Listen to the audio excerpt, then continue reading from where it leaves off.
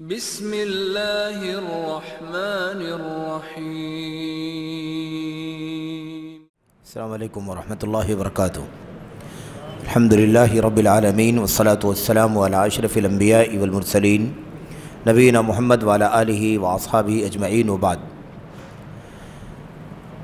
برادران اسلام، دینی اور ملی بھائیوں، نوجوان دوستوں، احباب اور بزرگوں، قابل احترام ماں اور بہنوں، عزیز بچوں، کتاب التوحید کا اور اس کی شرح کا جو سلسلہ اللہ کے فضل و کرم سے، اس کی توفیق سے چل رہا ہے، اس سلسلے کے جس موضوع کے ضمن میں ہم اور آپ گفتگو کر رہے ہیں وہ یہ ہے کہ توحید کی فضیلت اور توحید گناہوں کا کفارہ بن جاتا ہے۔ یہی موضوع ہے جس پر پچھلے کئی دروس میں آپ کے سامنے گفتگو ہوئی ہے۔ آج بھی اسی موضوع پر گفتگو ہونے والی ہے، کیونکہ اس سلسلے میں اللہ کے کلام کی آیت کریمہ کے علاوہ اللہ کے نبی علیہ الصلوۃ والسلام کی کئی ایک حدیثیں مصنف نے ذکر کی ہیں، اور اس سے ہمیں انشاءاللہ تبارک و تعالی توحید کی فضیلت کا اور اسی طرح سے توحید کتنی عظمت والی چیز ہے کہ اگر یہ نعمت، یہ دولت اللہ تبارک و تعالی نے کما حقہ کسی بندے کو عطا فرمائی ہے تو وہ کس طرح سے اس کے گناہوں کا کفارہ بننے والی نعمت۔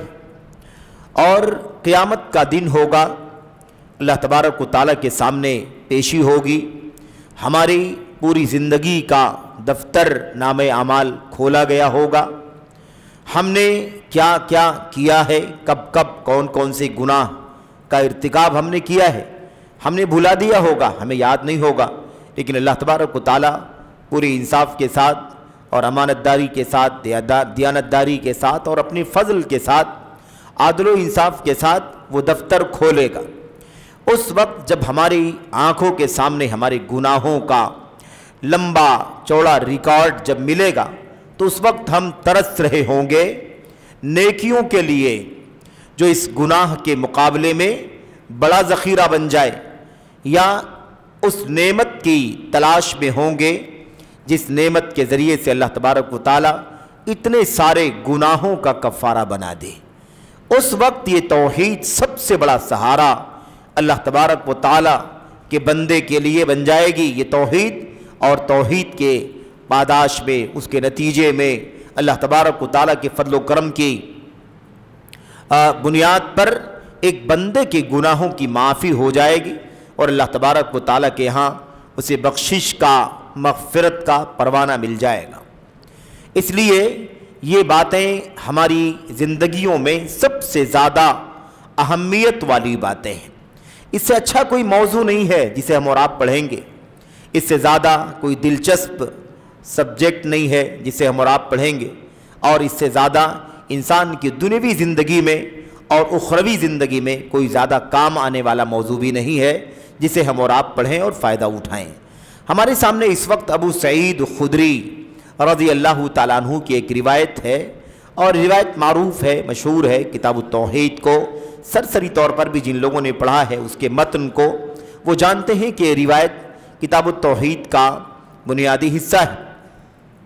یہ حدیث کیا ہے اور اس کا مضمون کیا ہے، اس میں پیغام کیا ہے، اور اس سے ہمیں اور آپ کو کیا فائدے حاصل ہوتے ہیں، کیا سبق ہے، کیا درس ہے، انشاءاللہ تبارک و تعالیٰ یہ ساری چیزیں آپ کے سامنے آئیں گی۔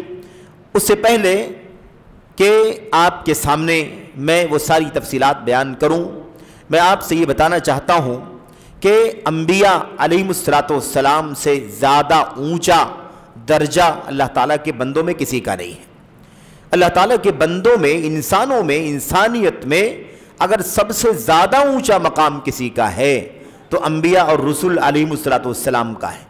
پھر انبیاء اور رسول علیہم السلام کی فہرست میں، ان کی لسٹ میں چند انبیاء کو اللہ تعالیٰ نے خصوصی فضیلت عطا فرمائی ہے۔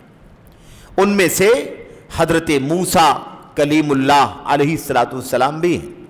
یہاں جو حدیث ہمارے سامنے ہے وہ موسیٰ علیہ السلام سے متعلق ہے، اور اس سے اندازہ ہوگا کہ موسیٰ علیہ السلام جیسے پیغمبر اور اتنے زیادہ عظمت والے نبی اور رسول بھی کس طرح سے اللہ تبارک و تعالیٰ کی توحید کے محتاج تھے۔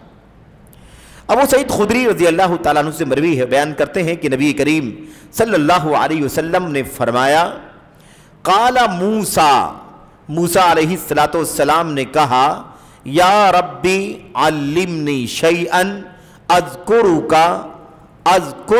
و ادعوک بہ، یا ربی علمنی شیئا اذکرک و ادعوک بہ، اے میرے پروردگار۔ اللہ کے نبی علیہ السلام بیان کر رہے ہیں اور بیان کر رہے ہیں موسیٰ علیہ السلام کے بارے میں۔ اب اللہ کے نبی صلی اللہ علیہ وسلم بعد کے ہیں، موسیٰ علیہ السلام پہلے کے ہیں، لیکن یہ خبر ہمارے اور آپ کے نبی محمد صلی اللہ علیہ وسلم دے رہے ہیں کہ موسیٰ علیہ السلام نے یہ باتیں کی تھیں، تو اللہ تبارک و تعالیٰ نے اس کا جواب یہ دیا تھا۔ اس ساری تفصیلات ہمارے نبی صلی اللہ علیہ وسلم بیان کر رہے ہیں۔ یہ ہمارے نبی محمد الرسول اللہ صلی اللہ علیہ وسلم کی نبوت کی نشانیوں میں سے ایک نشانی ہے۔ وہ نشانی یہ ہے کہ آپ صلی اللہ علیہ وسلم کو اللہ تبارک و تعالیٰ نے جو مقام دیا کہ ساری انسانیت کو آپ کی نبوت اور رسالت کی گواہی دینی ہے، مسلمان ہونے کے لیے، دائرہ اسلام میں آنے کے لیے، مومن ہونے کے لیے، جنت پانے کے لیے اللہ کے نبی صلی اللہ علیہ وسلم کی نبوت اور رسالت کی شہادت دینی، گواہی دینی۔ ہم اور آپ جب کلمہ توحید پڑھتے ہیں تو کلمہ رسالت کی بھی گواہی دیتے ہیں، لا الہ الا اللہ، اور اسی کے ساتھ ساتھ محمد الرسول اللہ، اللہ کے سوا کوئی سچا عبادت کے قابل نہیں ہے، اور محمد صلی اللہ علیہ وسلم اللہ کے رسول ہے۔ جب ہم یہ کہتے ہیں نا کہ محمد اللہ کے رسول ہیں تو اس کے اندر 4 باتیں آتی ہیں، اس کے اندر 4 باتیں آتی ہیں۔ محمد اللہ کے رسول ہیں صلی اللہ علیہ وسلم، اس گواہی میں 4 باتوں کی گواہی ہم دیتے ہیں۔ یعنی جب کہتے ہیں محمد اللہ کے رسول ہیں صلی اللہ علیہ وسلم تو اس کا معنی یہ ہوتا ہے کہ 4 طرح کی چیزوں کا اقرار، اعتراف، تصدیق، یقین ہم کر رہے ہیں، اس کا اعلان کر رہے ہیں۔ سب سے پہلی چیز یہ ہے کہ محمد اللہ کے رسول ہیں، یعنی اب محمد صلی اللہ علیہ وسلم جتنی باتوں کی خبر ہمیں دیں گے ان تمام خبروں میں آپ کو ہم سچا مانیں گے۔ جتنی باتیں آپ بتلائیں گے ان باتوں میں ہم آپ کو سچا مانیں گے، آپ کی تصدیق کریں گے۔ وہ خبریں ماضی کی ہوں، پہلے کی ہوں، وہ خبریں حال کی ہوں، یا وہ خبریں مستقبل کی اور فیوچر کی ہوں، چاہے جب کی خبر دے نبی کریم صلی اللہ علیہ وسلم۔ آپ اگر خبر دے رہے ہیں تو آپ کی خبر کو، آپ کی بتائی ہوئی بات کو سچ ماننا، اس کی تصدیق کرنا ہمارے لیے ضروری ہے۔ یہ کب ہو گیا؟ جب ہم نے کہا محمد اللہ کے رسول ہیں صلی اللہ علیہ وسلم۔ دوسری چیز، نبی کریم صلی اللہ علیہ وسلم جن باتوں کا ہمیں حکم دیں گے، اب ہم آپ کی ساری باتوں کی، آپ کی تمام باتوں میں آپ کی اطاعت کریں گے، آپ کا کہا مانیں گے۔ یہ محمد الرسول اللہ کے اقرار میں شامل ہے۔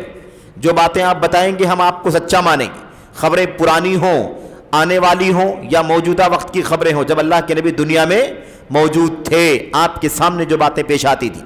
دوسری چیز، آپ جو کچھ بھی حکم دیں گے آپ کی ہم اطاعت کریں گے۔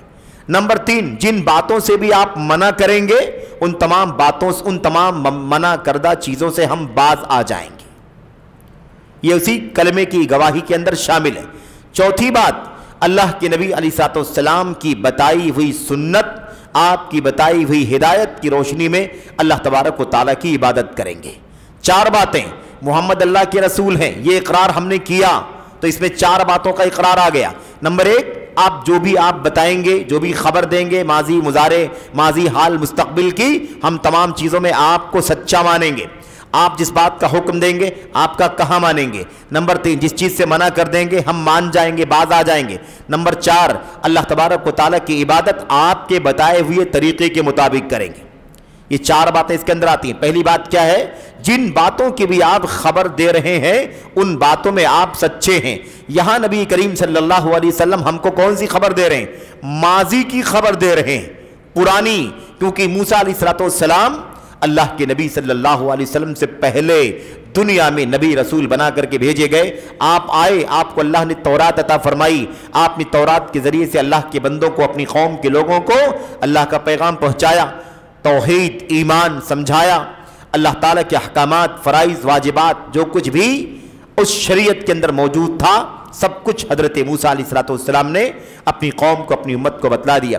ماضی کی خبر ہے, اللہ کے نبی بیان فرما رہے ہیں, موسیٰ علیہ السلام نے فرمایا. کون کہہ رہا ہے؟ موسیٰ علیہ السلام نے کہا.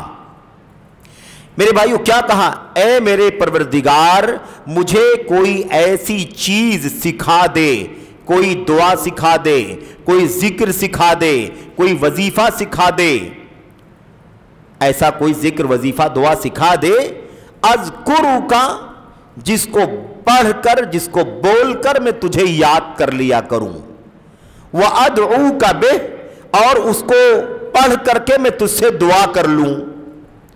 اے اللہ کوئی ایسی چیز سکھا دے جس کو میں پڑھوں تجھے یاد کر لوں, اور جس کو پڑھوں اور تجھ سے دعا کر لوں, مانگ لوں. نبی حضرت موسیٰ علیہ السلام اللہ کے نبی اور رسول ہیں. موسیٰ علیہ السلام آپ جانتے ہیں 5 انبیاء اولو العزم کہلاتے ہیں. 5 انبیاء اور رسول اولو العزم رسول کہلاتے ہیں. عزم والے, ہمت والے, دیگر انبیاء کے مقابلے میں بہت زیادہ قربانی دینے والے, بہت زیادہ ہمت اور حوصلے سے مقابلہ کرنے والے. یہ 5 انبیاء, یہ 5 رسول علیہ السلام ہیں. یہ 5 کون ہیں؟ نمبر 1 حضرت نوح علیہ السلام. حضرت نوح علیہ السلام جو پہلے رسول ہیں اللہ تعالیٰ کے بندوں کی طرف, انسانیت کی طرف پہلے رسول. اس کے بعد دوسرے ہیں حضرت ابراہیم خلیل اللہ علیہ السلام. تیسرے ہیں حضرت موسیٰ. چوتھے ہیں حضرت عیسیٰ. اور 5ویں ہیں حضرت محمد الرسول اللہ صلی اللہ علیہ وسلم. یہ 5 انبیاء ہیں, 5 رسول ہیں اولو العزم. 5 رسولوں کا تذکرہ آیتوں میں, ان کا تذکرہ بھی ہے الگ سے بھی, جہاں انہی 5 کا تذکرہ کیا گیا ہے. شرع لکم من الدین ما وصی بہ نوحا, اللہ تبارک و تعالیٰ نے سورہ شورى کی اس آیت کریمہ کے اندر ان 5 نبیوں کا تذکرہ فرمایا ہے. ان میں سے حضرت موسیٰ علیہ السلام کا تذکرہ یہاں پر چل رہا ہے. موسیٰ علیہ السلام جو اولو العزم لوگوں میں سے ہیں, وہ کہتے ہیں اے میرے پروردگار مجھے کوئی ایسی دعا سکھا دے, ایسی کوئی بات سکھا دے جس کو پڑھ کر کے, جس کو بول کر کے میں تجھے یاد کر لوں, تیرا ذکر کر لوں اور تجھ سے دعا کر لوں. اللہ تبارک و تعالیٰ نے موسیٰ علیہ السلام کے اس سوال کے جواب میں, اس درخواست کے جواب میں اللہ تعالیٰ نے فرمایا یا موسیٰ قل لا الہ الا اللہ. موسیٰ علیہ السلام کہو لا الہ الا اللہ, لا الہ الا اللہ کہہ لیا کرو. آپ کہہ رہے ہیں, تم کہہ رہے ہو کیا کہ کوئی ایسی بات سکھا دے, کوئی ایسا جملہ, کوئی ایسی دعا, کوئی ایسا وظیفہ سکھا دے جس کو پڑھ کر کے تجھے یاد کروں اور تجھ سے دعا کروں. تو لا الہ الا اللہ ہے نا آپ کے پاس, لا الہ الا اللہ پڑھ لیا کرو, یہ بول لیا کرو. اس کو بولو گے تو مجھے یاد کر لو گے, اس کو بولو گے تو مجھ سے دعا کر لو گے. لا الہ الا اللہ بول لیا کرو. اللہ کے نبی, اللہ کے رسول حضرت موسیٰ علیہ السلام نے فرمایا یا ربی کل عبادک یقولون ھذا, اے میرے پروردگار یہ کلمہ جو لا الہ الا اللہ کا جو کلمہ ہے, یہ کلمہ یعنی یہ لفظ اور یہ جملہ, یہ تو تیرے سارے بندے بولتے ہیں. تیرے سارے بندے لا الہ الا اللہ بولتے ہیں, یعنی یہ تو عام ہے. میں ہوں, دوسرا کوئی ہو, تیسرا کوئی ہو, سارے کے سارے بندگان یہ لا الہ الا اللہ بولتے ہیں. میں کچھ خاص وظیفہ چاہتا ہوں, کچھ خاص بات چاہتا ہوں, خصوصی امتیازی چیز میں چاہتا ہوں جو الگ سے خاص طور پر مجھے سکھا دے, مجھے بتا دے. میں ایسا کچھ چاہتا ہوں. حضرت موسیٰ علیہ السلام نے اپنی چاہت کا, اپنی خواہش کا اظہار کیا اللہ تبارک و تعالیٰ کے سامنے.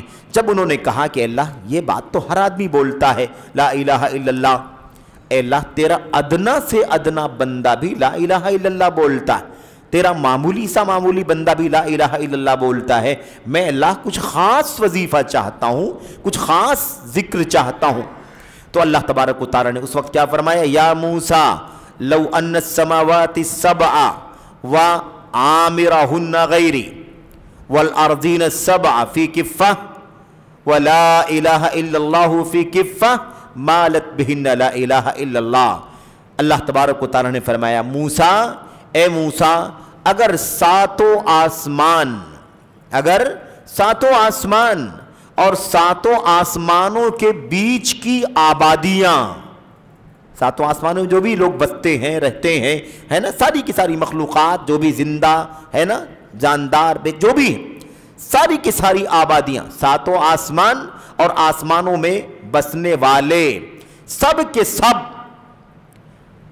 اور ساتوں زمینیں اور ساتوں زمینوں میں بسنے والے ساری کی ساری مخلوقات، ساری کی ساری چیزیں، بس صرف مجھے چھوڑ کر، ساتوں آسمان، ساتوں زمینیں اور ساتوں آسمانوں اور زمینوں کے اندر پائی جانے والی مخلوقات، بسنے والے لوگ، یہ سب کے سب صرف مجھے چھوڑ کر کے اگر ان سب کو ترازو کے ایک پلڑے میں رکھ دیا جائے، ترازو کے ایک پلڑے میں رکھ دیا جائے، وَلَا إِلَهَ إِلَّا اللَّهُ فِي كِفَّةٍ، اور صرف لا الہ الا اللہ، اس کلمہ توحید کو، کلمہ اخلاص کو، کلمہ طیبہ کو اور کلمہ حق کو اور شہادت حق کو، اگر اس کلمے کو ترازو کے دوسرے پلڑے میں رکھ دیا جائے تو یہ صرف یہ کلمہ ساتوں آسمان، ساتوں زمین اور ساری مخلوقات کو اوپر اٹھا دے گا اور خود جھک جائے گا۔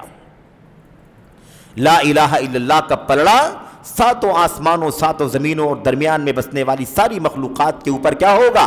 لا الہ الا اللہ کا پلڑا بھاری ہو جائے گا، لا الہ الا اللہ کا پلڑا بھاری ہو جائے گا۔ کہاں آپ کہہ رہے ہیں کہ لا الہ الا اللہ تو تیرے سارے بندے بولتے ہیں، مجھے کچھ الگ سے خصوصی دعا سکھلا دے۔ موسیٰ کیا نہیں جانتے کہ لا الہ الا اللہ کا مقام کیا ہے، اس کی عظمت کیا ہے؟ یہ دیکھو ساری مخلوقات، ساتوں آسمان، ساتوں زمینیں اور ساری کی ساری چیزیں ایک پلڑے میں رکھی جائیں، دوسرے پلڑے میں لا الہ الا اللہ، تو لا الہ الا اللہ کا پلڑا بھاری ہو جائے گا۔ تو اس سے کیا پتا چلا؟ اس سے پتا یہ چلا کہ لا الہ الا اللہ کا مقام یہ ہے، اور لا الہ الا اللہ کیا ہے؟ توحید۔ لا الہ الا اللہ کیا ہے؟ توحید ہے، ایمان ہے، اخلاص ہے، شرک سے بیزاری ہے، غیر اللہ سے بائیکاٹ ہے۔ اس لا الہ الا اللہ کا معنی کیا ہے میرے بھائیوں؟ اس لا الہ الا اللہ میں کیا ہے کہ ساری چیزیں اللہ تبارک و تعالیٰ کی توحید کے اعلان کے سامنے، اللہ تعالیٰ کی توحید کے پلڑے کے مقابلے میں سب کے سب ہلکی ہیں، اللہ تعالیٰ کی توحید سب پر بھاری ہے۔ تو یہ حدیث ہمیں بتلاتی ہے کہ لا الہ الا اللہ کا مقام کتنا زیادہ اونچا ہے۔ تو لا الہ الا اللہ کی فضیلت کا پتہ چلا کہ نہیں چلا؟ اللہ تعالیٰ کی توحید کا کلمہ، نہیں ہے کوئی معبود سچا سوائے اللہ تبارک و تعالیٰ کے، یہ اتنا بڑا کلمہ ہے، اتنی عظیم گواہی ہے، اتنی عظیم شہادت ہے کہ اس کے مقابلے میں کچھ بھی نہیں ہے، اس کے مقابلے میں کوئی بھی چیز کچھ بھی حیثیت نہیں رکھتی، سب پر بھاری ہے یہ۔ اللہ تبارک و تعالیٰ نے حضرت موسیٰ علیہ السلام کو یہ پیغام دیا۔ اب اس سے پتہ یہ چلا کہ موسیٰ علیہ السلام بھی اللہ تبارک و تعالیٰ سے خصوصی اللہ کو یاد کرنے اور اللہ تبارک و تعالیٰ سے دعا کرنے مانگنے کے سلسلے میں خصوصی دعا اور وظیفے کا سوال کرتے تھے۔ تو انبیاء علیہ السلام کو اگر ضرورت ہے کہ اللہ کو یاد کریں، اللہ کے سامنے ہاتھ پھیلائیں، اللہ سے دعا کریں، اللہ سے مانگیں، اللہ سے گڑگڑائیں، اللہ تبارک و تعالیٰ کا ذکر کریں، تو ہم اور آپ کو کتنی ضرورت ہے اللہ تبارک و تعالیٰ کو یاد کرنے کی، اللہ تبارک و تعالیٰ کو سے دعا کرنے کی، اللہ کے سامنے اپنی فقیری، اپنی محتاجگی، اپنی بے بسی اور اپنی کمزوری کا اظہار کرنے کی کتنی ضرورت ہے۔ اگر نبی کو اتنی فکر ہے تو ہم امت کے لوگوں کو کتنی فکر ہونی چاہیے۔ میرے بھائیوں، تو یہ اللہ کے نبی صلی اللہ علیہ وسلم کی حدیث جو حضرت موسیٰ علیہ السلام کے بارے میں ہے۔ اب یہاں پر میں آپ سے ایک بات ذکر کر دوں اس کے مسائل پر اور اس کے فوائد پر بات کرنے سے پہلے، کہ اس روایت کو جیسا کہ مصنف نے کہا ہے کہ اسے امام ابن حبان نے، امام حاکم نے روایت کیا ہے، امام ابن حبان نے روایت کیا ہے، اور ایسے ہی امام حاکم نے المستدرک میں، المستدرک علی الصحیحین اس کتاب میں روایت کیا۔ یہ دو ہی لوگ نہیں ہیں، اور بھی لوگوں نے روایت کیا ہے، اور کئی محدثین نے، دسیوں محدثین نے اس حدیث کو اپنی کتابوں میں نقل کیا ہے، روایت کیا ہے۔ اصل میں یہ بات اس لیے آپ کے سامنے ذکر کر رہا ہوں تاکہ شبہے کا ازالہ ہو جائے۔ ہوتا اصل میں کیا ہے کہ بسا اوقات کوئی چیز آتی ہے سامنے اور اسی کی بنیاد پر انسان کا ذہن بن جاتا ہے۔ اس روایت کو بعض محدثین نے ضعیف قرار دیا ہے، اسی کو میں اسی شبہے کا ازالہ کرنا چاہتا ہوں۔ کتاب التوحید کی بعض روایتوں پر، بعض احادیث پر بعض علماء نے کلام کیا ہے، یعنی اعتراض کیا ہے، اور کہا ہے کہ اس کتاب جو توحید سے متعلق دنیا کی نہایت زندہ کتاب ہے، اس کتاب کے اندر بھی جو روایتیں، حدیثیں وغیرہ نوٹ کی گئی ہیں، بعض روایتیں ضعیف ہیں، بعض روایتیں ضعیف ہیں، ایسا چند علماء نے کہا ہے، اور کچھ لکھا بھی ہے، کسی نے کوئی رسالہ لکھا، کسی نے کوئی مضمون لکھا، کسی نے کوئی کتاب لکھ دی کہ کتاب التوحید کے اندر ضعیف روایتیں موجود ہیں۔ ان روایتوں میں سے ایک روایت یہ بھی ہے جس کو بعض علماء نے کیا کہا ہے؟ ضعیف کہا ہے۔ میں اسی کی وضاحت کرنا چاہتا ہوں کہ یہ روایت تفصیل سے جب ہم گزریں گے، تفصیلی مطالعہ کریں گے، اس روایت کے حکم سے متعلق امت کے علماء کے کلام، محدثین، جرح و تعدیل کے ائمہ، تو ہمارے سامنے یہ بات کھل کر کے آئے گی کہ اس روایت کے اندر جو راوی ہے دراج، کیا نام ہے راوی کا؟ دراج بن سمعان، دراج بن سمعان نام کا راوی ہے۔ اس راوی کے بارے میں بعض علماء نے یقیناً بعض محدثین نے کہا ہے کہ یہ راوی ضعیف ہے، اور جب یہ راوی ضعیف ہے تو یہ حدیث بھی ضعیف ہے۔ لیکن ایسا صرف نہیں ہے کہ چند علماء نے اس کو ضعیف کہا ہے، بہت سارے محدثین نے دراج بن سمعان کو ثقہ اور قابل اعتبار بھی کہا ہے، اور اس بنیاد پر یہ روایت صرف اور صرف ان کی بات نہیں جو اس کو ضعیف کہتے ہیں، بلکہ کئی ایک محدثین نے دراج بن سمعان کو ثقہ اور معتبر بھی کہا ہے۔ اس اعتبار سے اس حدیث کا حکم وہ نہیں ہے جو لوگ عام طور پر کہتے ہیں کہ روایت کیا ہے؟ ضعیف ہے۔ میں آپ کے سامنے دو باتیں ذکر کر دوں۔ بڑے بڑے چوٹی کے محدثین نے، امام ابن معین، یحییٰ ابن معین رحمت اللہ علیہ، جو جرح و تعدیل کے اماموں میں بہت اونچا مقام رکھتے ہیں، انہوں نے بھی دراج بن سمعان کو ثقہ قرار دیا ہے، قابل اعتبار قرار دیا ہے۔ اس حدیث کی جہاں تک بات ہے بالکل اختصار کے ساتھ، تو اس حدیث کا حکم کیا ہے؟ اس حدیث کا حکم یا تو صحیح ہے، اور یا تو اگر زیادہ سے زیادہ اگر اس کا درجہ کم ہوگا تو بھی حسن درجے کی روایت ہے، یعنی کم سے کم کیا ہے؟ حسن ہے۔ زیادہ امکان ہے کہ روایت صحیح ہے، لیکن اگر صحیح کا درجہ نہ بھی دیا جائے تو روایت کا درجہ کم سے کم کیا ہے؟ حسن ہے۔ تو حسن درجے کی روایت ہے، اور ہم سب جانتے ہیں کہ حسن درجے کی روایت کا حکم بھی کیا ہے؟ وہ بھی صحیح ہے۔ صرف اور صرف ضعیف روایتوں پر عمل نہیں ہو سکتا، صحیح روایت پر اور ایسی حسن درجے کی روایت پر عمل ہوتا ہے، چاہے وہ صحیح کی دونوں قسمیں ہوں، چاہے وہ حسن کی دونوں قسمیں ہوں، ان چاروں قسموں پر عمل ہوتا ہے۔ صحیح لغیرہ ہے نا، صحیح لذاتہ، صحیح لغیرہ، حسن لذاتہ، حسن لغیرہ۔ تو یہ روایت کیا ہے؟ یا تو صحیح ہے اور یا تو کم از کم حسن درجے کی ہے۔ امام ذہبی رحمت اللہ علیہ نے اس روایت کو صحیح قرار دیا ہے، جو چوٹی کے امام ہیں، چوٹی کے محدثین میں سے۔ اور اس سے بڑی بات امام حافظ ابن حجر رحمت اللہ علیہ نے، جو محدثین میں اپنا ایک بڑا اونچا مقام رکھتے ہیں، جن کو امیر المؤمنین فی الحدیث کہا جاتا ہے، امام حافظ ابن حجر رحمت اللہ علیہ نے اپنی کتاب فتح الباری میں بھی اس روایت کو صحیح قرار دیا ہے۔ اس سے پتہ چلتا ہے، اور یہ تو بطور مثال ہے، ان کے علاوہ اور بہت ساری تفصیلات ہیں، خلاصہ اس کا یہ ہے کہ اس روایت کو ضعیف قرار دینا یہ درست نہیں ہے، یہ روایت حسن درجے کی کم سے کم ہے، اگر صحیح ہے تو ٹھیک، نہیں صحیح ہے تو کم سے کم حسن درجے کی ضرور ہے۔ تو خلاصہ کلام یہ ہے کہ یہ شبہہ ختم ہو جانا چاہیے کہ اتنی پیاری روایت ہے لیکن سند ضعیف ہے، ناقابل اعتبار ہے، تو بیان کرنے کا کیا فائدہ؟ تو آپ جان لیں کہ روایت کیا ہے بھائی؟ حسن درجے کی ہے، صحیح درجے کی ہے یا کم از کم حسن درجے کی۔ اب آئیے اس حدیث سے ہمیں کون کون سی باتیں معلوم پڑتی ہیں، میں مختصر طور پر آپ کے سامنے اس کا تذکرہ کر دینا چاہتا ہوں۔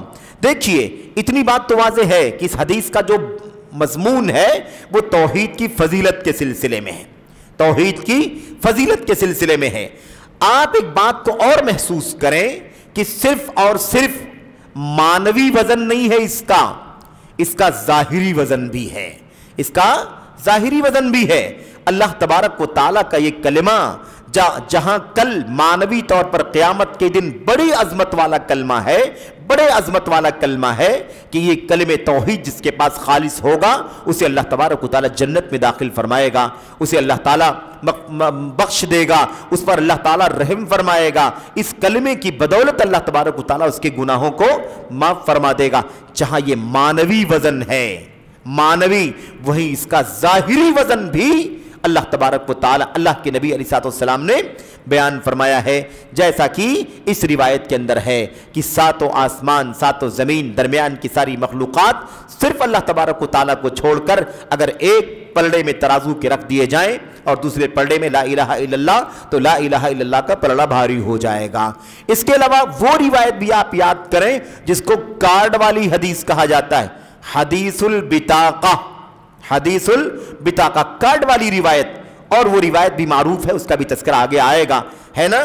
ایک شخص نے اللہ کے نبی صلی اللہ علیہ وسلم نے فرمایا کہ کل قیامت کی دن ایک شخص پیش کیا جائے گا اور اس شخص کے نام اعمال جب کھولے جائیں گے، نام اعمال کے رجسٹر، اعمال کا رجسٹر جب کھولا جائے گا تو اتنا بڑا گنہگار ہوگا وہ کہ 99 رجسٹر اس کی آنکھوں کے سامنے کھول دیے جائیں گے اور سب کے سب کالے، سب کے سب کالے، یعنی کیا مطلب؟ گناہوں سے بھرے ہوئے۔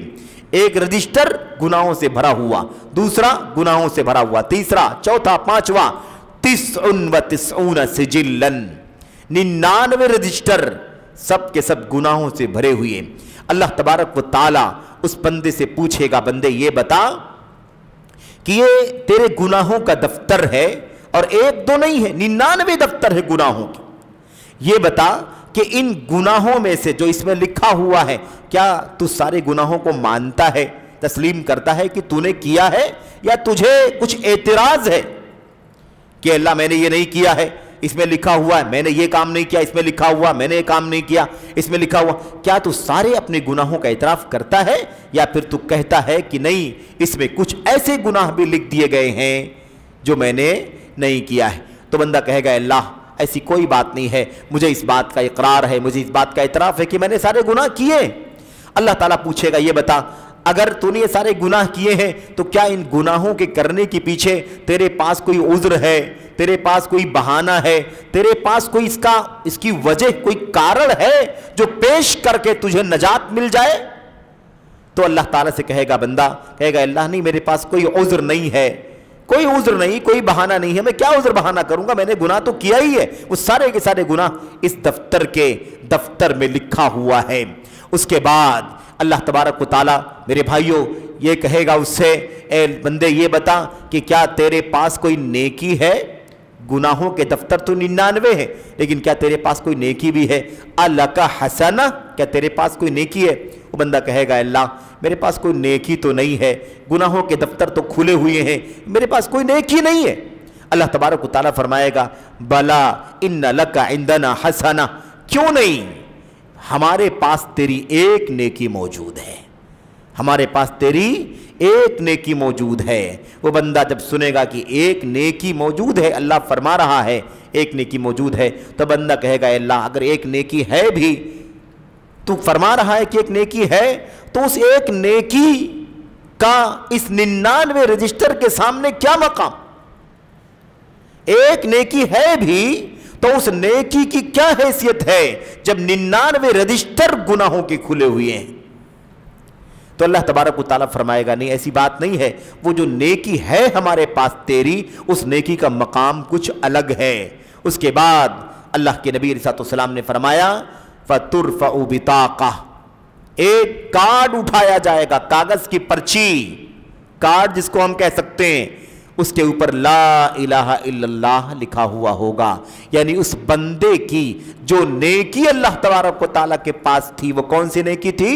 اس کی توحید کی نیکی، اس کے خالص ایمان کی نیکی، اس کی خالص اللہ تبارک و تعالیٰ کی بندگی کی نیکی اللہ تبارک و تعالیٰ کے پاس موجود تھی۔ اتنے سارے گناہ کر رکھا ہے، لیکن ایک نیکی ایسی ہے جو سب پر بھاری ہے۔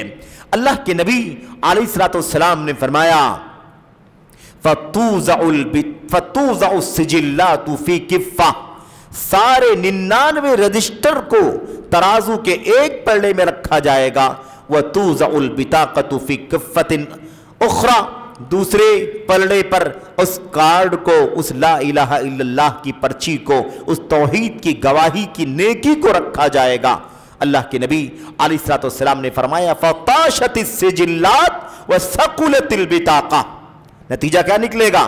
وہ 99 رجسٹر والا پلڑا اوپر اڑ جائے گا اور کارڈ والا پلڑا ثقلت بھاری ہو جائے گا، اور نتیجہ یہ ہوگا کہ اللہ تبارک و تعالیٰ اس کی توحید کے نتیجے میں اسے بخش دے گا، اس کے گناہوں کو معاف فرما دے گا۔ تو پتہ یہ چلا کلمہ توحید کی جہاں معنوی اہمیت ہے کہ گناہوں کی معافی کا ذریعہ ہے، جنت میں داخلے کا ذریعہ ہے، مغفرت کا ذریعہ ہے، کفارہ سیئات ہے، وہیں اس کا ظاہری وزن بھی ہے۔ یہ 99 رجسٹر اور ایک پرچی لا الہ الا اللہ کی، وہ بھاری ہے ان سارے دفتروں پر، جیسے اس روایت کے اندر لا الہ الا اللہ 7 آسمانوں پر بھاری ہے، 7 زمینوں پر بھاری ہے، اور درمیان کے سارے باسیوں پر، بسنے والوں پر بھاری۔ تو یہ پتہ چلا کہ معنوی طور پر بھی اس کا وزن اور اس کی اہمیت اور عظمت ہے، اور ظاہری طور پر بھی، مادی طور پر بھی اس کی عظمت اور اہمیت ہے۔ بہرحال آپ کے سامنے جو مسائل اس حدیث سے متعلق ہیں جو آپ کے سامنے بیان کرنے ہیں، میں سرسری طور پر اس کا تذکرہ آپ کے سامنے کرنا چاہتا ہوں۔ دیکھیے، سب سے پہلی بات اس حدیث سے جو ہمیں معلوم پڑی، وہ یہ معلوم پڑی، جو فائدہ ہمیں حاصل ہوا وہ یہ حاصل ہوا کہ لا الہ الا اللہ کی بڑی فضیلت ہے۔ اللہ تبارک و تعالیٰ کی توحید کا یہ کلمہ بہت بڑی فضیلت کا کلمہ ہے، عظمت والا کلمہ ہے، فضیلت والا کلمہ ہے۔ اس لیے کیوں؟ وجہ کیا ہے اس کے اندر؟ اس کی وجہ کیا ہے کہ اتنا بھاری ہے یہ؟ اس لیے کہ اس کا جو مضمون ہے نا، مضمون، اس کے اندر جو بات بیان کی گئی ہے، اس میں جو بات بیان کی گئی ہے وہ اللہ تبارک و تعالیٰ کی وحدانیت کا اعلان اور اس کے لیے خالص بندگی کا اعلان کیا گیا ہے، جو ساری دنیا جہان کے ذرے ذرے کے پیدا کرنے کا مقصد ہے۔ زمین کو کیوں پیدا کیا؟ تاکہ اللہ کی توحید کا اعلان ہو۔ آسمان کو کیوں؟ اللہ کی توحید کے لیے۔ پہاڑوں کو، سمندروں کو، دریاؤں کو، درختوں کو، شجر کو، حجر کو، انسانوں کو، جنوں کو، چرند کو، پرند کو، حیوانات کو، غرض ساری مخلوقات کو اللہ تبارک و تعالیٰ نے کس لیے پیدا کیا ہے؟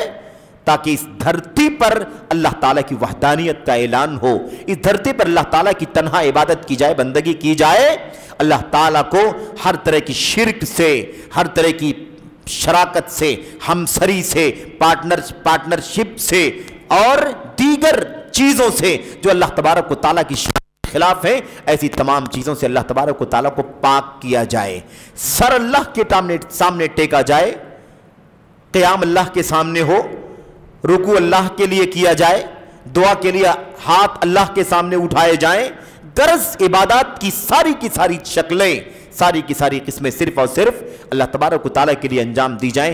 اس مقصد کے لیے زمین و آسمان اور ساری چیزیں بیان کی گئی، پیدا کی گئی، ان کی تخلیق کا مقصد یہی ہے۔ تو اب یہ کلمہ اسی مقصد کو بیان کرتا ہے، اللہ کے سوا کوئی سچا عبادت کے قابل نہیں ہے، صرف اور صرف اللہ ہے جو ساری عبادتوں کا تنہا حقدار ہے۔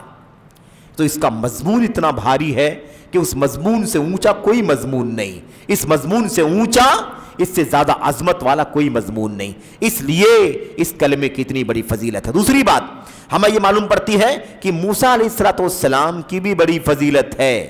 سوچو، اللہ کے اتنے بڑے رسول ہیں، اتنے عظمت کا، اتنے مقام کا، میرے بھائیوں، رسول اور نبی اللہ تبارک و تعالی کے یاد کرنے، اللہ تبارک و تعالی کو پکارنے، اللہ سے دعا کرنے کے لیے اتنا فکر مند ہے کہ اللہ تبارک و تعالی سے درخواست کر رہا ہے، اے اللہ مجھے کوئی چیز سکھا جس کے ذریعے سے میں تجھے یاد کیا کروں، مجھے کچھ ایسی چیز سکھا جس کے ذریعے سے میں تجھ سے مانگوں، دعا کروں۔ میرے بھائیوں، آج حالت یہ ہے کہ جس آدمی کے پاس تھوڑی سی نیکیوں کا ذخیرہ ہو جائے وہ اللہ تبارک و تعالی سے استکبار کرنا شروع کر دیتا ہے، وہ ایسا لگتا ہے کہ اپنی عبادتوں کے ذریعے سے نعوذ باللہ اللہ تبارک و تعالی پر احسان کر رہا ہے۔ یہ حالت ہے میرے بھائیوں، لیکن یہ پیغمبروں کا مقام، رسولوں کا مقام، حضرت موسیٰ علیہ السلام اللہ کا کلیم، اللہ تعالیٰ کا کلیم، اللہ سے ہم کلامی کا شرف حاصل کرنے والے رسول، حالت یہ ہے اللہ سے کہتے ہیں، اللہ اے میرے پروردگار کوئی چیز سکھا دے جس کو پڑھ کر تجھے میں یاد کیا کروں، تیرا ذکر کروں، تجھے یاد کروں، تجھ سے دعا کروں، تجھ سے مانگوں۔ اس سے حضرت موسیٰ علیہ السلام کی فضیلت کا، خصوصی فضیلت کا پتہ چلتا ہے۔ تیسری بات، کیوں اللہ سے قریب ہونا چاہتے تھے، اللہ سے قریب ہونا چاہتے تھے، اللہ کے پیارے بننا چاہتے تھے، اللہ کا محبوب بننا چاہتے تھے، اس لیے حضرت موسیٰ علیہ السلام کی فضیلت۔ تیسری چیز جو معلوم پڑتی ہے وہ یہ معلوم پڑتی ہے کہ عبادت کا طریقہ وہی ہوگا جو طریقہ شریعت میں بتایا جائے گا، عبادت کا طریقہ وہی ہوگا، اللہ کی عبادت ویسے ہی کی جائے گی جیسے اللہ تبارک و تعالیٰ کی طرف سے اس کی کتاب قرآن میں اور اس کے نبی کی سنت میں بتلایا جائے گا کہ عبادت کیسے کرنا ہے۔ انسان کو اس بات کا اختیار نہیں ہے کہ اپنی طرف سے اپنی منمانی کوئی طریقہ نکال لے عبادت کرنے کا، ٹھیک ہے؟ کیسے معلوم پڑا؟ یہ مسئلہ کہاں سے ہم کو ملا؟ یہاں سے پتا چلا کہ حضرت موسیٰ علیہ السلام اللہ کے رسول ہیں، پھر بھی خود سے اللہ تبارک و تعالیٰ کو یاد کرنے کا طریقہ، اللہ تعالیٰ سے دعا کرنے کا طریقہ خود سے نہیں نکالا، بلکہ اللہ سے کیا کہا؟ علمنی، اے اللہ سکھا دے، اے پروردگار سکھا دے۔ اگر موسیٰ علیہ السلام اللہ کو یاد کرنے، اللہ کی بندگی کرنے کے لیے اللہ سے سیکھنے کا مطالبہ کر رہے ہیں تو ہم بندوں کو یہ سمجھنا آسان ہے کہ ہم کوئی بھی کام دین کے نام پر بغیر اللہ کے دین کے حوالے کے نہیں کر سکتے۔ جب موسیٰ کہہ سکتے ہیں کہ اللہ سکھا، تو پتہ یہ چلا کہ اللہ کی طرف سے جو طریقہ ملے گا اسی طریقے کے مطابق اللہ تعالیٰ کی عبادت کا کام کیا جائے۔ اللہ کی شریعت کا، اللہ کے نظام کا پابند ہر آدمی کو ہونا چاہیے۔ اس حدیث سے یہ مسئلہ بھی ہمیں معلوم پڑا۔ نمبر 4، چوتھی بات یہ معلوم پڑی کہ جس چیز کی سب سے زیادہ ضرورت ہوتی ہے نا، وہ سب سے زیادہ موجود ہوتا ہے۔ جس چیز کی سب سے زیادہ حاجت ہے، ضرورت ہے، وہ سب سے زیادہ موجود ہوتا ہے۔ کیوں؟ ساری انسانیت کو، سارے بندوں کو، ساری مخلوقات کو سب سے زیادہ ضرورت کس چیز کی ہے؟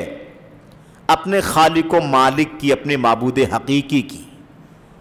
اس لیے لا الہ الا اللہ سب کے لیے عام ہے کہ نہیں؟ سب کے لیے عام ہے۔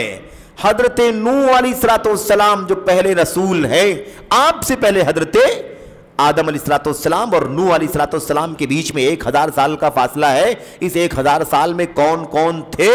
ان سب کو، اور آدم سے لے کر آخری فرد بشر، آخری انسان تک لا الہ الا اللہ کا محتاج ہے کہ نہیں محتاج ہے؟ سب اللہ کے محتاج ہیں۔ تو سب کو اللہ کی محتاجگی ہے، سب کو اللہ کی ضرورت ہے، تو اللہ تبارک و تعالیٰ کا کلمہ بھی اتنا عام ہے کہ سب کے لیے وہی کلمہ ہے، لا الہ الا اللہ۔ تو یہ بہت بنیادی چیز ہے۔ اس لیے موسیٰ علیہ السلام نے کہا کہ کچھ الگ سے خاص تعلیم، خاص سکھا دیں، تو اللہ تبارک و تعالیٰ نے فرمایا، اللہ نے فرمایا موسیٰ یہ کلمہ کوئی معمولی کلمہ نہیں ہے، اس کی عظمت کا عالم یہ ہے، ٹھیک ہے؟ تو جو چیز جس کی ضرورت سب سے زیادہ ہے وہ سب سے زیادہ موجود بھی ہے۔ لا الہ الا اللہ کی ضرورت سب سے زیادہ ہے تو لا الہ الا اللہ سب سے زیادہ موجود بھی ہے، الحمدللہ۔ میرے بھائیوں، تو اس میں کوئی شک نہیں ہے کہ جب کوئی بھی ادنا بندہ، اعلیٰ بندہ، انسانوں میں سے، جناتوں میں سے، جب بھی کوئی بندہ اللہ تعالیٰ کا محتاج ہوتا ہے تو اسے اللہ کو یاد کرنے کے لیے چاہیے کہ نہیں آسان، اللہ کو یاد کرنے کے لیے، اللہ کو پکارنے کے لیے، اللہ تعالیٰ سے دعا کرنے کے لیے سب سے زیادہ کامن چیز ہونی چاہیے، عام ہونا چاہیے، جو سب کو مل جائے۔ اس لیے اللہ تبارک و تعالیٰ کی توحید کا کلمہ سب کے لیے عام ہے، سب کے لیے عام ہے۔ تو جو چیز سب سے زیادہ ضروری ہوتی ہے وہ سب سے زیادہ الحمدللہ موجود بھی ہے۔ چوتھی بات، پانچویں چیز کیا ہے؟ اللہ تبارک و تعالیٰ آسمانوں کے اوپر ہے۔ یہ بات معلوم پڑی کہ اللہ تعالیٰ آسمانوں کے اوپر ہے۔ کیوں؟ اس لیے کہ اللہ تبارک و تعالیٰ نے کیا فرمایا؟ ساتوں آسمان اور ساتوں آسمانوں کے آمرہن یا آمرہن، اس میں بسنے والے۔ تو ساتوں آسمان اور ساتوں آسمانوں میں بسنے والوں کی بات تو آ گئی، ساتوں آسمان اور ساتوں آسمانوں کی آبادی، بسنے والے۔ اس کے بعد اللہ فرماتا ہے غیری، میرے سوا۔ تو ساتوں آسمانوں کے اندر تو ساری مخلوقات جو بھی ہیں وہ آ گئی۔ اب اللہ فرماتا ہے میرے علاوہ۔ تو اللہ تبارک و تعالیٰ کہاں ہے بھائی؟ زمین میں تو ہے نہیں، اللہ تعالیٰ آسمانوں کے اوپر ہے۔ تو پتہ یہ چلا اس حدیث سے کہ اللہ تبارک و تعالیٰ ساتوں آسمانوں کے اوپر ہے، جیسا کہ آمرہن یا آمرہن غیری سے اس بات کا پتہ چلتا ہے۔ چھٹی بات یہ معلوم پڑتی ہے کہ جب لا الہ الا اللہ کے ذریعے سے اللہ تعالیٰ کو یاد کرنا ہو نا بندے کو، تو اس کو زبان سے بولنا ضروری ہے، دل میں رکھ کر کے ذکر نہیں ہوگا۔ کوئی کہے زبان بند ہے، ہونٹ نہیں ہل رہے ہیں، ایک دم خاموش، اور کہے میرا دل پڑھ رہا ہے، میرا دل پڑھ رہا ہے، تو یہ طریقہ کس کا ہے؟ یہ طریقہ صوفیہ کا ہے، یہ طریقہ صوفیہ کا ہے۔ کیسے معلوم پڑا؟ حضرت موسیٰ علیہ السلام نے کیا کہا؟ اذکرک وادعوک بہ، کوئی ایسا کلمہ، کوئی ایسی بات اللہ سکھا دے جس کے ذریعے میں تجھے یاد کروں، اس کو بولوں، اس کو پڑھوں، اس کو ادا کروں زبان سے، اور تجھے یاد کیا کروں، اور اس کو بول کے، اس کو پڑھ کے میں تجھ سے دعا کر لیا کروں۔ تو اللہ تعالیٰ کا ذکر کرنے کے لیے لا الہ الا اللہ کو زبان سے بولنا ضروری ہے، دل میں رکھ کر کے زبان بند، ہونٹ بند، اس طرح سے اللہ تبارک و تعالیٰ کا ذکر نہیں ہوتا۔ یہ بات معلوم پڑتی ہے۔ ایسے ہی لا الہ الا اللہ پورا بولنا ضروری ہے، صرف اللہ بولنا یہ کافی نہیں ہے، صرف اللہ تبارک و تعالیٰ بولنا کافی نہیں۔ بعض لوگ صرف اللہ اللہ اللہ اللہ اللہ بولتے ہیں، صوفیہ حضرات کا طریقہ ہے، اور ان کا کہنا کیا ہے کہ اللہ تعالیٰ کا نام لیتے رہو، یہی اللہ تبارک و تعالیٰ کا ذکر ہے۔ اور اس کے بعد جب وہ اسپیڈ میں آتے ہیں نا، جب اسپیڈ میں آتے ہیں تو اللہ تبارک و تعالیٰ کا الف لام سب حذف کر دیتے ہیں، اللہ ہو کا صرف ہو بولتے ہیں، تو ہو بول کر کے اللہ تبارک و تعالیٰ کو یاد کرتے ہیں۔ یہ سب بدعت ہے۔ یہ سب کیا ہے؟ یہ سب بدعت ہے۔ اللہ تبارک و تعالیٰ کا ذکر ویسے کیا جائے گا جیسے اللہ سکھائے گا، جیسے اللہ نے بتلایا، جیسے اللہ کے نبی علیہ السلام نے بتلایا۔ تو پتہ یہ چلا کہ اللہ تعالیٰ کا ذکر صرف اللہ کا نام لینے سے نہیں ہوگا۔ کوئی کہ اللہ تعالیٰ کا نام ہے، اللہ تعالیٰ کا ذکر، اس کو یاد کرنا ہے، اس کے علاوہ کوئی معبود نہیں ہے، وہی سچا معبود ہے، وہ پاک ہے، وہ بلند ہے، وہ عظمت والا ہے، وہ بخشنے والا ہے، وہ روزی دینے والا۔ کچھ تو بولو ساتھ میں، کچھ تو اللہ کی خوبی بیان کرو۔ اللہ کا نام لینا کیا مطلب ہے؟ سمجھ رہے ہیں کہ نہیں سمجھ رہے ہیں؟ تو یہ مطلب ہے اس کا۔ تو لا الہ، حضرت موسیٰ علیہ السلام کو اللہ کا نام معلوم تھا کہ نہیں معلوم تھا؟ اللہ بولنا کافی تھا کہ نہیں کافی تھا؟ لیکن نہیں، اللہ بولنا کافی نہیں تھا، اس لیے حضرت موسیٰ علیہ السلام نے کہا اللہ ایسا کچھ سکھا جس کو پڑھ کے، جس کو بول کے میں تجھے یاد کروں۔ تو اللہ تعالیٰ نے فرمایا لا الہ الا اللہ بولا کرو۔ اللہ تعالیٰ نے لا الہ الا اللہ سکھایا۔ اس کے بعد موسیٰ علیہ السلام نے کہا میں کچھ خاص چاہتا ہوں، تو اللہ نے فرمایا کہ لا الہ الا اللہ کا مقام کیا ہے۔ پتہ چلا کہ اللہ کو یاد کرنے کے لیے اللہ کا نام کافی نہیں ہے، اللہ کے نام کے ساتھ اللہ تعالیٰ کی خوبیاں، اس کے صفات، اس کی عظمت، اس کی بڑائی، اس کی کبریائی کا تذکرہ کرنا ضروری ہے۔ اللہ نہیں، سبحان اللہ، اللہ نہیں، لا حول ولا قوت الا باللہ، اللہ نہیں، استغفر اللہ، اللہ نہیں، اور جتنے اذکار ہیں کتاب و سنت میں ثابت، وہ سارے اذکار اللہ تبارک و تعالیٰ کے لیے جائیں، نام کے ساتھ جو خوبی ہے، جو وصف ہے اللہ تبارک و تعالیٰ کا، اس کی عظمت، بڑائی، کبریائی جو کچھ ہے اسے بیان کر کے اللہ تبارک و تعالیٰ کو یاد کیا جائے۔ صرف اللہ بول کر کے اللہ تعالیٰ کو یاد کرنے کا طریقہ جاہلوں کا طریقہ ہے، صوفیہ کے یہاں یہ طریقہ رائج، جیسا کہ ہم نے کہا کہ یہ دھیرے دھیرے پھر اللہ کے بعد صرف ہو پر آ جاتے ہیں، اور یہ سمجھتے ہیں کہ ہم ہو کہہ کر کے اللہ تبارک و تعالیٰ کو یاد کریں گے، اور جتنی کثرت سے ایک سیکنڈ میں، ایک منٹ میں جتنی زیادہ مرتبہ ہو کہہ لے جائیں گے اتنا زیادہ اللہ تبارک و تعالیٰ ہمیں اجر دے گا، جبکہ یہ طریقہ بدعت ہے، اجر ملنے کا سوال ہی پیدا نہیں ہوتا، جہالت ہے اور یہ طریقہ درست نہیں۔ چھٹی بات، ساتویں بات یہ ہے کہ اس حدیث سے ہمیں یہ بھی معلوم پڑا کہ اللہ تبارک و تعالیٰ کے ہاں نیکیوں کو، بدیوں کو تولنے کے لیے ترازو ہے۔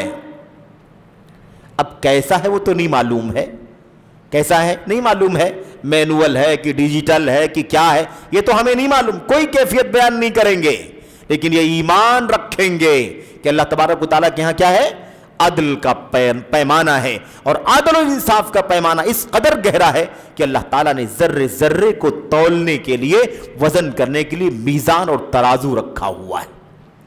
تو یہ بھی ہمارا عقیدہ ہے۔ ہم جب آخرت پر ایمان کی بات کریں گے تو یہ بات بھی آئے گی آخرت پر ایمان کے اندر کہ اللہ تبارک و تعالیٰ قیامت کے دن حساب و کتاب لے گا، نیکیوں کو تولے گا، بدیوں کو تولے گا، تو اس کے لیے ہمارا یہ بھی ایمان ہونا چاہیے کہ ایک میزان ہے، ایک ترازو ہے عدل کا۔ اچھا، آٹھویں بات اور اس کے بعد آخری بات ہے، آٹھویں بات یہ ہے کہ اللہ تبارک و تعالیٰ کے عام بندے تو عام بندے ہیں، اللہ کے انبیاء اور اللہ کے رسول بھی اس بات کے محتاج ہیں، اس بات کی ضرورت انہیں بھی پڑتی ہے کہ انہیں بتایا جائے لا الہ الا اللہ کا مقام کیا ہے، لا الہ الا اللہ کی فضیلت کیا ہے۔ اللہ تعالیٰ نے حضرت موسیٰ علیہ السلام کو بتلایا کہ نہیں بتلایا، سے پتہ چلتا ہے۔ تو کوئی بھی اللہ تعالیٰ کے یہاں علم حاصل کرنے سے مبرہ نہیں ہے، سب کو علم حاصل کرنے کی ضرورت ہے، سب کو علم حاصل کرنے کی ضرورت ہے، خاص طور پر اللہ کی توحید کا، اللہ کی بڑائی کا، اللہ تعالیٰ کی خالص بندگی کا علم حاصل کرنا ضروری ہے۔ نویں بات اور آخری بات یہ ہے کہ جیسے 7 آسمان ہیں ایسے ہی 7 زمین بھی ہیں، جیسے 7 آسمان ہیں ویسے ہی 7 زمین بھی ہیں۔ عام طور پر قرآن کریم کی آیتوں میں السماوات کو جمع استعمال کیا گیا ہے، لیکن زمین کو واحد استعمال کیا گیا ہے۔ السماوات والارض، السماوات والارض، لہ ملک السماوات والارض، اللہ تبارک و تعالیٰ کے لیے آسمانوں کی بادشاہت ہے اور زمین کی۔ فی السماوات والارض، آسمانوں میں اور زمین میں، تو عام طور پر زمین کو سنگل استعمال کیا گیا اور آسمانوں کو جمع استعمال کیا گیا۔ اس سے کنفیوژن نہیں ہونی چاہیے کہ آسمان کئی ایک ہے اور زمین ایک ہی ہے، نہیں، جیسے آسمان کئی ہے یعنی 7 ہے، ایک سے زیادہ، ایسے زمین بھی 7 ہیں۔ لو ان السماوات السبع وعامرهن غیری والارضین السبع، اگر 7 آسمان اور 7 زمینیں آبادیوں کے ساتھ، بسنے والوں کے ساتھ ایک پلڑے میں رکھ دیے جائیں تو پتہ چلا کہ جیسے آسمان کے 7 طبق ہیں ایسے زمین کے بھی 7 طبق ہیں۔ اللہ کے نبی کی حدیثوں میں تو بہت ساری دلیلیں، قرآن کریم کی آیت کریمہ میں عام طور پر زمین واحد ہی استعمال کیا گیا، ورنہ حدیثوں کے اندر تو اور بھی ہے جہاں 7 زمینوں کا تذکرہ آیا ہوا ہے۔ ان دلیلوں میں سے ایک دلیل یہ حدیث بھی ہے۔ بہرحال اللہ سے دعا کرتے ہیں کہ اللہ تبارک و تعالی ہمیں اور آپ کو توحید کی فضیلت، اس کا مقام سمجھنے کی توفیق عطا فرمائے، اور اس کا تقاضا جو ہے نا توحید کو پڑھنا، سیکھنا، سمجھنا اور اس کو خالص رکھنے کی کوشش کرنا، اللہ تعالی ہمیں اور آپ کو اس کی توفیق عطا فرمائے تاکہ اس کا فضل ہمیں حاصل ہو، اس کا مقام ہمیں حاصل ہو، اور اس کے نتیجے میں اللہ تعالی ہمارے گناہوں کی مغفرت فرما کر اپنے فضل و کرم سے ہمیں جہنم سے آزاد کر دے اور جنت میں داخل فرما دے۔ اللہ تعالیٰ سے ہم سب کو اس بات کی دعا، تمنا اور اس کے لیے کوشش کرنے کی ضرورت ہے۔ اللہ تعالیٰ ہم سب کو اس کی توفیق عطا فرمائے، آمین یا رب العالمین۔ وصلی اللہ وسلم وبارک علی نبینا محمد وعلی آلہ وصحبہ اجمعین۔ والسلام علیکم ورحمۃ اللہ وبرکاتہ۔